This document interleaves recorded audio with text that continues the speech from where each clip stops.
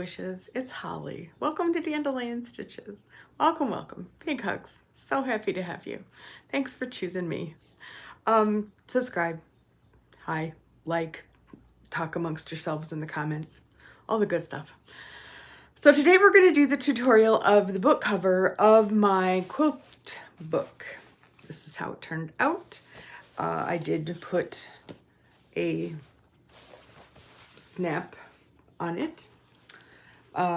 This was the second one I made. I did a prototype, but same deal with the snap.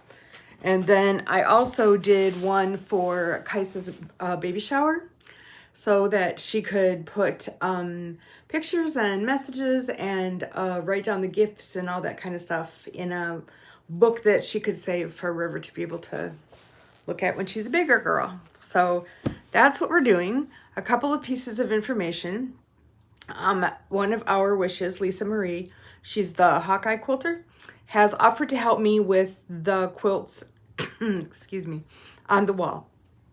And first thing is we are no longer going to call it Quilt TV. That actually belongs to someone else. So I've decided that we're going to call it the Quilt Red Carpet because one of you went to see, well, did you go to the quilt show? I don't know. But she mentioned that, you know, watching them is like walking down the red carpet looking at the quilts. So I thought, well, that's cute. Let's call it the Quilt Red Carpet. So there's going to be a new email address that you're going to send those pictures of your quilts to. And it is holly.quiltredcarpet@gmail.com. And it's going to be down in the description box. And if you forget or you send it to the other email, I'm just going to forward it to that one and it's fine. Your quilt will find its way up here eventually. So today I did let it run for a while before I came out here to film, and I think we are maybe seeing a few more new different. I'm trying you guys. I want everybody's quilt to be seen and appreciated. So is there anything else I needed to say about? I don't think so. Let's go make a cover for a notebook. Okie dokie, cats and kittens. Let's make us a cover for a notebook. This is the one that I just finished today, and it's got a little snap closure just in case you want to make sure stuff doesn't fall out. It does have a pocket on the front and on the back, so you could put, you know, stuff in there. Mine is a large one. I'm gonna put this out of the way and get what it actually looks like. I really like spiral notebooks. I like books that like lay flat. So that is what I'm doing. You can do a composition notebook. You can do a smaller notebook. You can, you know, whatever works is fine.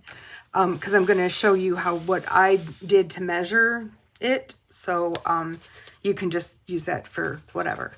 Mine has a slightly floppy front cover, and that is really helpful, so that whatever you choose when you're getting it into the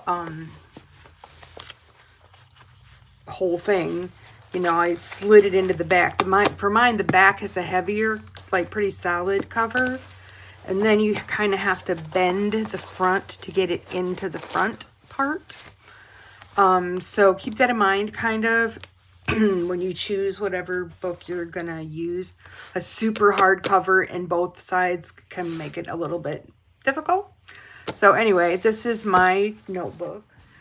Okay, I said that when you chose your notebook, that you should choose one that's got kind of a floppy cover. And that's really not necessary, because you can like open it up like this and slide the thing over the top, and it works just fine. So this is the one I made for Kaisa's baby shower, and let me just So this was the invitations. And then I'm going to put little like markers here for gifts so that whoever's writing down the gifts can put them in the book. And then messages if anybody wants to write a message to River. And then places for pictures. So that was how this one turned out. It's super cute and just love it. So yeah, I lied. You can have any kind of a book you want. You're going to need fabric.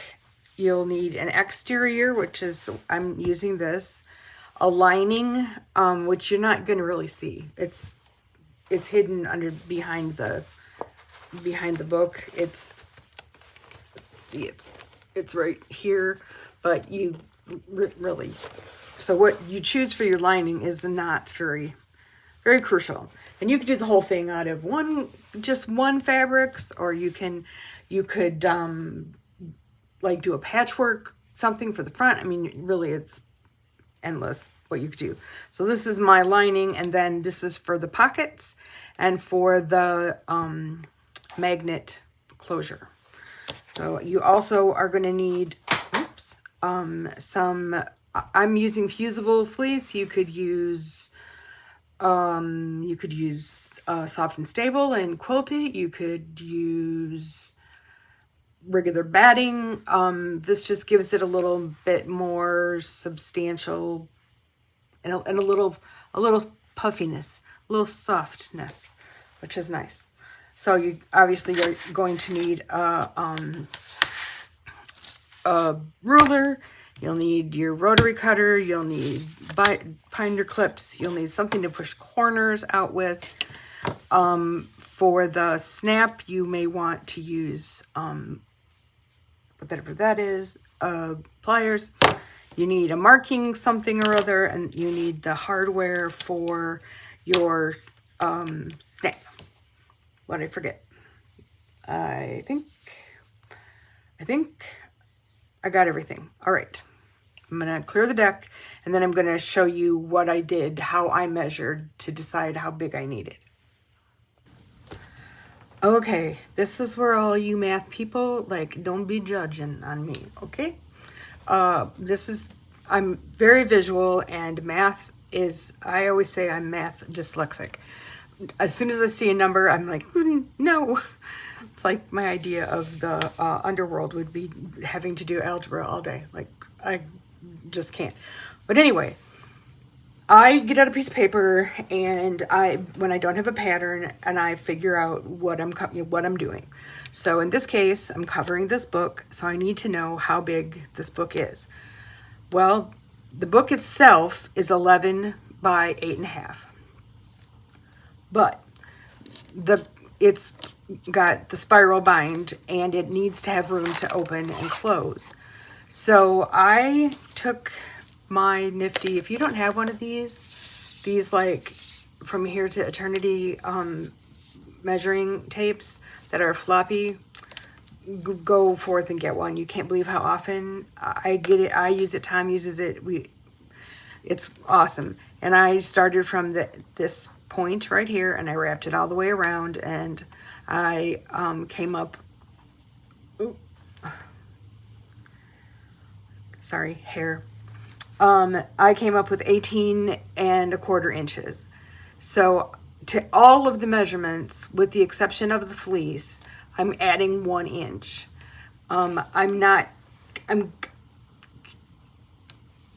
It worked out best for me to just add the inch, and it clearly covered the thing correctly. So I'm sticking by my inch. So then I just write down the pieces that I need. I need the exterior and the lining, which both need to be 19.25 by 12. Then there's pockets, and I drew a little thing here so that I would know that the pockets are 12 inches tall, but they're 13 inches wide, and then I fold them over, so they'll be folded. And then the fleece is 11 by 18.25 because that's the size of the book. Without the inch. But I feel like there's something I still need to, if your fabric is directional, the age-old frustration of doing something. Just keep in mind, especially where the pockets are concerned, that the way you lay the fabric, you know, how you want it to go. If it is directional fabric and it doesn't work out to be the right direction, the world is not going to stop turning. It's going to be okay. But I'm just saying, that's what we're going to do. So now I'm going to go and I'm going to cut all these pieces out and make sure they're all ironed and lovely, and I will fuse the fleece and then we will come back. Whoops, one more thing. The snap flap. It's the snap flap. And I did it 3 by 5, and we need 2 of those for the snap. Sorry. Go back and cut now. I promise, no more. Okay, so we've got the outside. Isn't that just, it's just happy. Happy, happy. And the fusible fleece has been attached to it. We have the pockets. 2 pockets. We have the lining. And we've got the snap flap. Okay, so we have all of our stuff. We're gonna work on the one with the dot. Well, they kind of both have dots. The male side. Do not, and I say this just because I love you, do not put them together now, or getting them apart again is just gonna wreck your day. So just no, none of that. We're just gonna move the other one out of the way until it has its turn. So we're going to take 2 of our little squares of matting and a marking utensil and the little, I don't even know what you would call this. It's kind of like a little washer, and we're going to stick it on that little square. Then I'm just going to put a line there and put a line there. Now we're going to do the same thing with the other one. Line there, line there. That one I'm going to put on top. So, okay. So now we're going to put it on this piece of fabric, and it's going to be on the bottom. So what you're going to want to do is find the center, but fold it in half, and then just do a little finger press here. And then you kind of decide how far up you want it to be. I'm looking at like about here by the time we do the seam, and I just think that looks like a good place. So I'm sure there's some sort of magic measurement, but I don't got it. So come on. Well, maybe we should do this on the back. Put down your washer. Try to get the center of that fold right in the little dot spot, and then make your lines. Okay. Seam ripper. So you're going to take your seam ripper. You can do this many ways. This is just the way that I like. You can put your seam ripper in at the bottom, push it in, come up at the top of that line, and then just make a little cut. It is very important with this fabric, as I mentioned in my last video, that you come up with the pointy end of your seam ripper, so that you don't take the chance of ripping it clear all the way through, like, and then you have a big mess you don't want. So, and then we're going to do the same thing with these.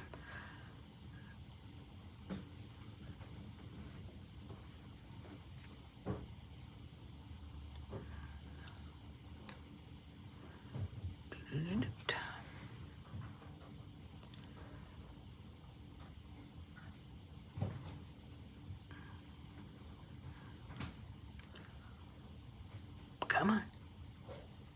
I'm telling you what, batting, serious business.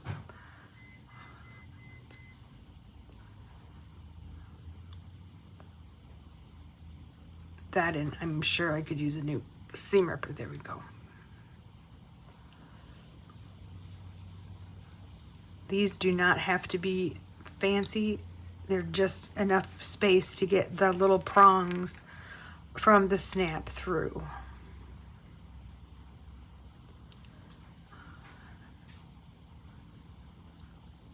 And I know this is piddly, but it's good to know. Okay, so we take our piece here, and from the front, this is the front, we stick the prongs in the holes that you made.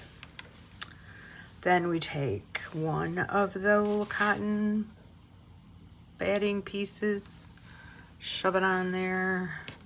We take the second one, shove it on there. We get the little, we should come up with a name for this thing. I don't know what it is, but I'm gonna call it a washer.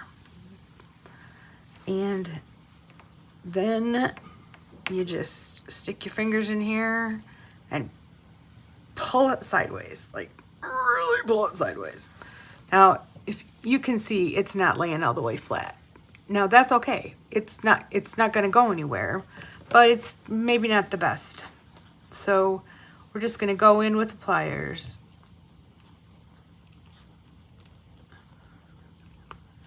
Just get it on down a little bit.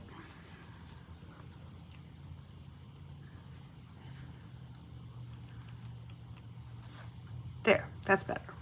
That's better. Okay, so now we're gonna take the bottom, well, which would actually be the top, but the other piece. And I am just gonna put a couple pins in it, or maybe a couple clips in it, just to kind of keep it going. And I'm gonna go to the machine and I'm gonna sew all the way around. And about a 1/4 inch seam. We're not like making fabulous quilts here. We're making a book cover.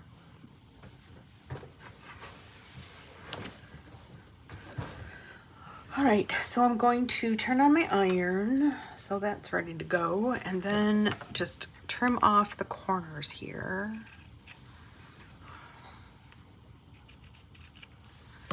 And then turn it right side out.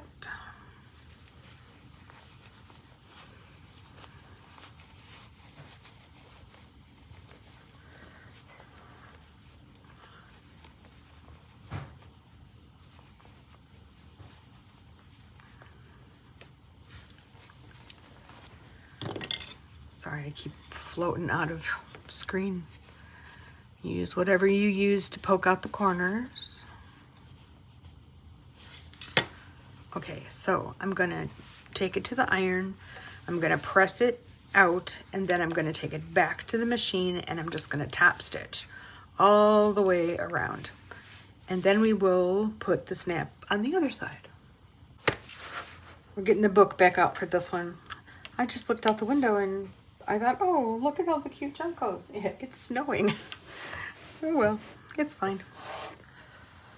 Okay, so now we need the exterior part, and I'm just gonna go ahead and put it on around the book, just so you can kind of get an idea. So, you know, before I do that, I'm gonna mark the center. Sorry. Get you all going, and then wait, back up. We got to do this. Maybe I'll just stick a pin. There we go. Okay. So.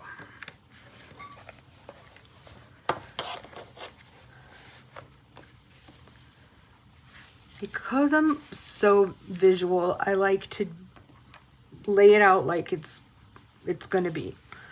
So this is pretty much where I think I'm gonna want the snap to fall. right about there, I think. So I needed to make a mark on the other side. So I'm turning it over and I'm feeling for the dot, the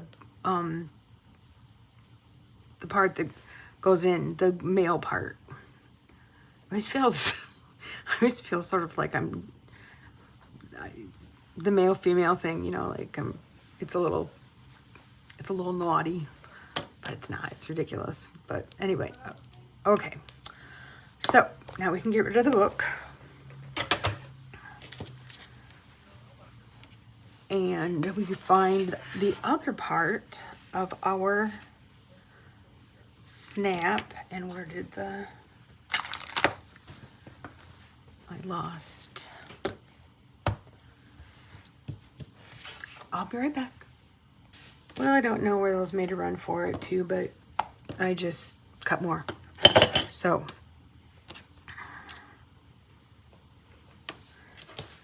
I can take the pin out. And as last time,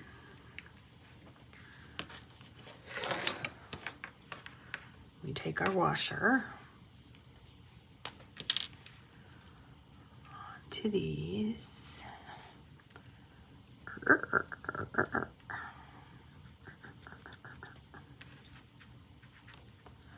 Everything's more fun with sound effects.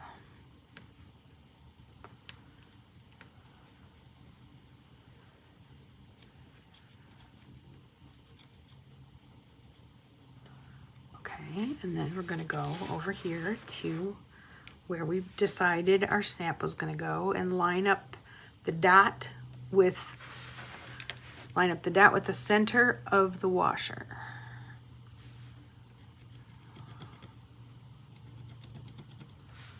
Here we go. Okay, back to, you know what, this time I think I'm going to use scissors.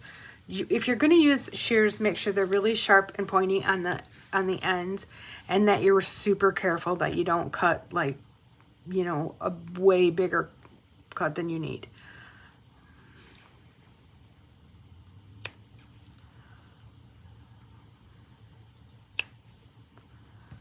It's way easier than the seam ripper.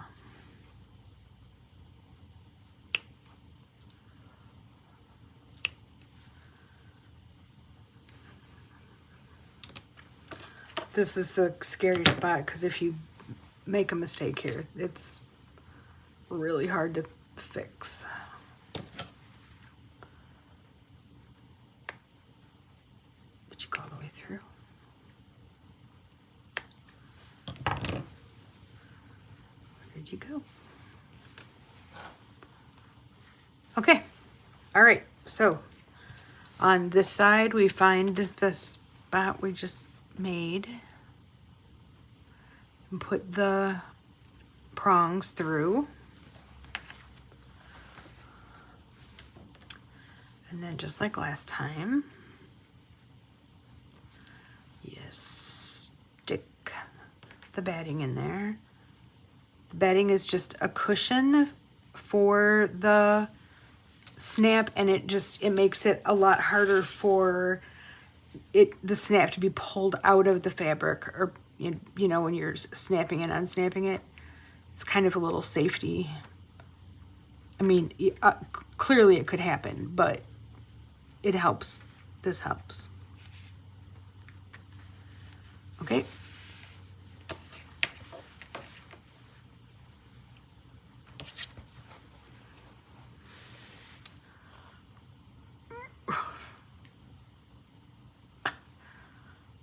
Later in the day.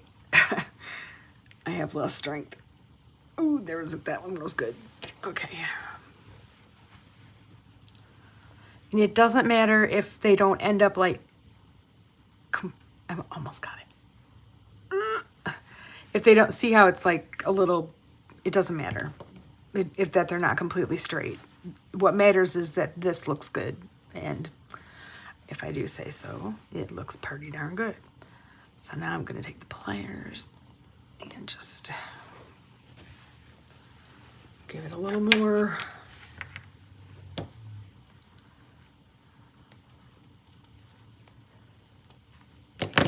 Okay. Oh, there they are. Yes, indeed. Oh boy. Okay, so now we're going to make a sandwich. And the first thing we need to do is put the snap flap on.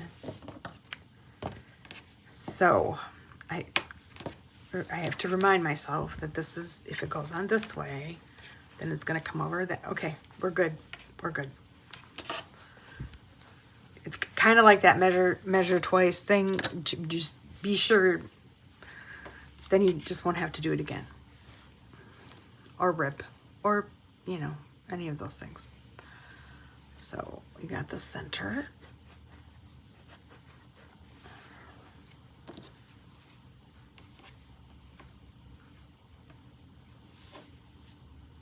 And I'm just gonna put one pin in here to just hold it there while we make the rest of the sandwich. So we've got the outside. Here come the pockets. Put them in there, line them up.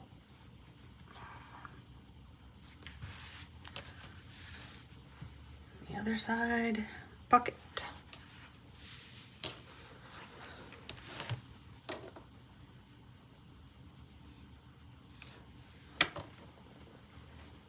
Sounds like Tom is feeding the birds. That's nice.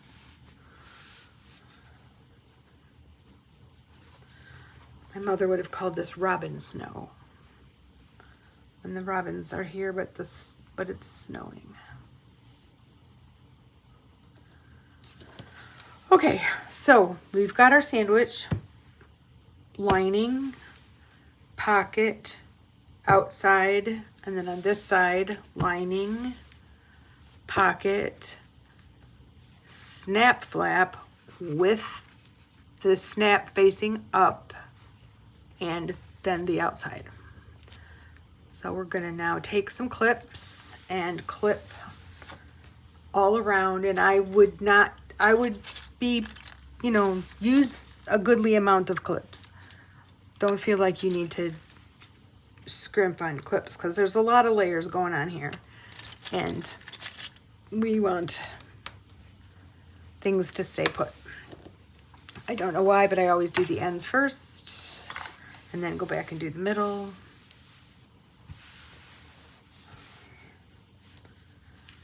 Smooth it out.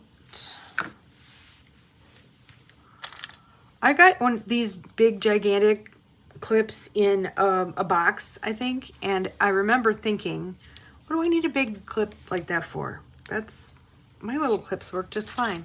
Oh, I love these giant clips. I wish I had many, many more. In fact, maybe I shall get myself some more. I know there's something I meant to order from Missouri Star today. I know there is, and I cannot for the life of me remember what it is. And this has been going on all day. I've been all day trying to think of what in the world.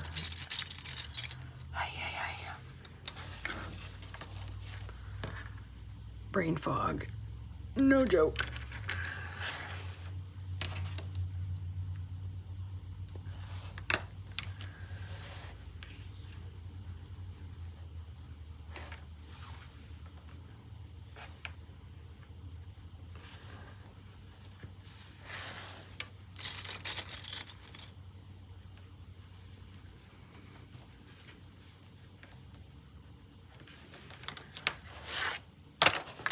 All right, I am going to sew it from the side of the fleece just to make sure that I don't get any fleece in the seam, which I don't really think is going to happen.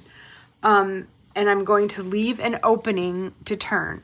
But when you leave this opening, and leave it at the top or the bottom, it doesn't really make any difference. But make sure that you don't have any pocket, like it's between the pockets. it just makes finishing it at the end much easier. So I'm going to go to the machine and I'm going to stitch all around, and then I'll come back. All right, this is where we cross our fingers and say our prayers and hope for the best. I'm going to cut off the corners again before we turn it right side out.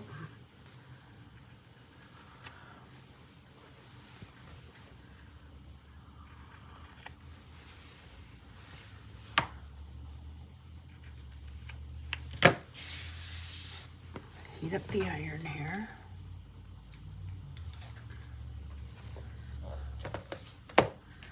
I'd have a talk with Josephine, my sewing machine. She and I we had different opinions about actually sewing. She was wanting to eat everything. She's usually really good about that. I mean, I almost always use headers and beginners and enders, you know, so the sewing machine doesn't eat up your stuff, but she doesn't usually do that, so I don't know. She's got a problem today. I asked her if she needed to talk, but she did not seem to. Oh, God.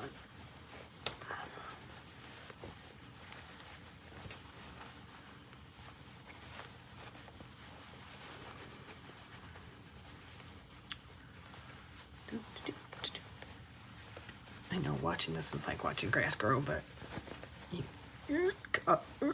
oops, nope, that was right. Good. Phew. Alrighty, let's poke those corners out.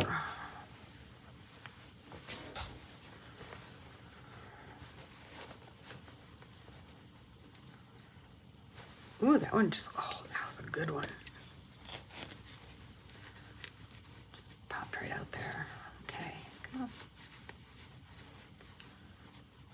2 for 2.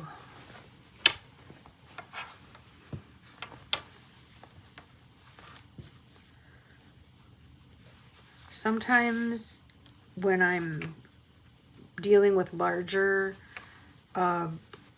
pieces of fabric, I rip them.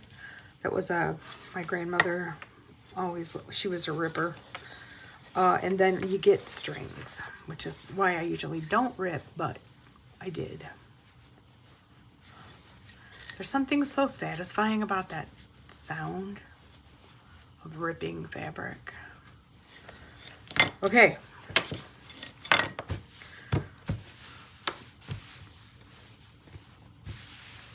I'm going to go to the iron and just give it a press and make sure that you press your turning spot. This is where we decide whether or not we're going to top stitch or not. I don't think so. I think it's going to be kind of tight, and so I will sew it up by hand, but you just never know. All right, here it is, the moment of truth. Please, please, please, please.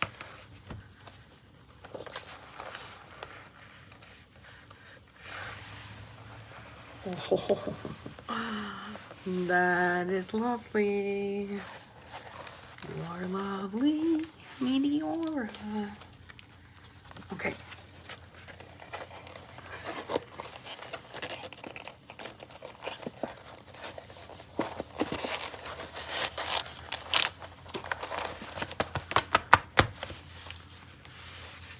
Right, ta-da! Da-da-da-da-da-da-da. Da-da-da-da-da-da. And we did it! We did it and we're proud. Oh, it's so pretty. I'm afraid top stitching it will make it super tight. So I don't think I'm going to do that. But I will machine, maybe I'll machine stitch, I don't know, we'll see. We'll see what happens when it's finished. When I say my goodbyes, we'll see the finished thing. Super easy, super easy. And now that I want to cover everything, because I have a notebook with me like all the time. One of the reasons is because brain fog and I forget, which is, I apologize. I'm possibly telling you the same thing many times, and I apologize. But my brain, you know, Parkinson's is no joke. Let's just say no joke. It's no joke. And the brain fog is really the hardest thing for me because I'm accustomed to being kind of bright. Kind of bright. Anyway, before we go to our moment of Zen, I want to explain what you're going to see and a little bit of something about Dandelion. When we got Dandelion, and we did get her from a breeder, and they choose who the dogs go to. You literally have to give blood. Well, you don't, but you know, they're very careful about who they give dogs to. And we asked for the quietest, like, because we're older and it's just us, and yeah. And we got Dandelion, who is, oh my gosh. She's very vocal. But she's specifically vocal. She barks when she's happy, a lot when she's happy. When somebody's coming that she loves, she just, oh my gosh, the UPS guy, she loses her mind. And she also has opinions. And so if we've done something that she does not agree with, she will let us know that that was not what she had in mind. So we live right on the south side of Harlem High School, if you're local. And Tom takes her for a walk every day right around 4 o'clock in that general vicinity. And it's before school gets out, so there's buses lined up, and Dandelion loves to greet the bus drivers, and most of them love to greet her also. They have no treats. There's no reason for her to be. She just goes up the steps and it's like, hey, hi. So that's what you will be seeing, Dandelion being social. So be well, be safe. And here it is, your moment of Zen.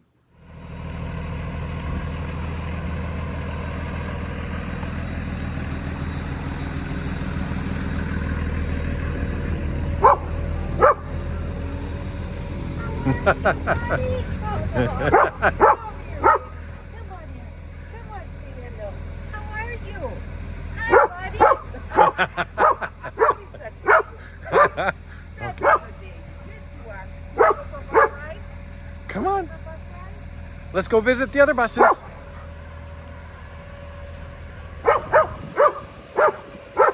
Okay. Let's go visit more buses. Come on. Come on. You don't say. Come on.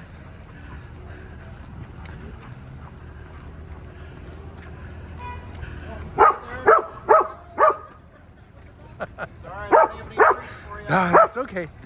One more. One more. Oh my goodness. Dandelion.